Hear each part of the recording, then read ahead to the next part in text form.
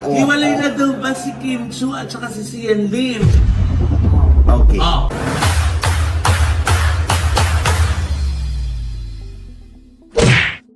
Totoong hiwalay na si Kim Chu at si Sian Lim. Ibinunyag ng showbiz insider at talent manager na si Ogie Diaz ang nakarating sa kanya na dahilan ng hiwalayan nina Sian Lim at Kim Chu matapos ang 12 years nilang relasyon. Sa kamakailang episode ng showbiz-oriented vlog nina Ogie Diaz, isiniwalat nito ang kumpirmasyon sa bali-balitang naghiwalay na ang celebrity couple na sina Sian Lim at Kim Chu. Ayon sa pagsisiwalat ni Ogie Diaz, isang kaibigan niya ang nagsabi sa kanya sa sitwasyon ni na Kim Chu. A friend of mine and a friend of Sian. Hindi pa lamang umano ito maamin ng kapamilya actress host dahil hanggang ngayon ay pinoproseso pa umano ng aktres ang sarili dahil sa biglaang breakup nila. Hindi pa umano ito maamin ni Kim Chu dahil pinoproseso pa niya ang lahat lalo na't inamin naman ni Kim Chu noon na kapag siya ang nagmahal ay ibinubuhos niya ang lahat.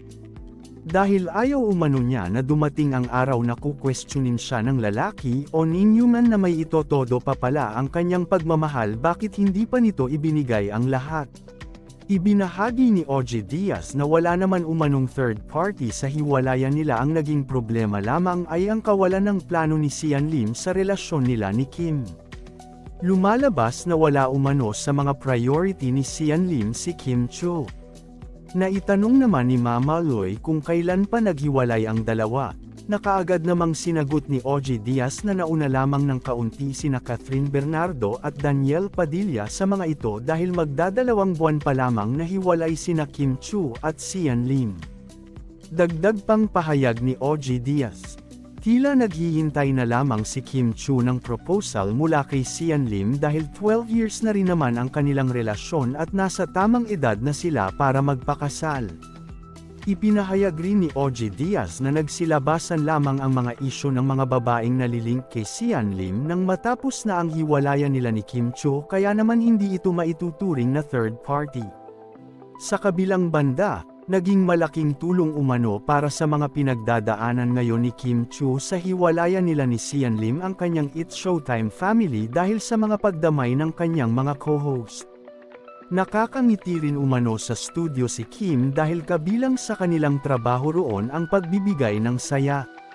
Ito rin marahil ang dahilan kung bakit naging laman ng pagbibiro ni Vice ganda si Kim Chu lalo na kapag napapansin ng unkabogable star na nagsisimula na itong maging emosyonal.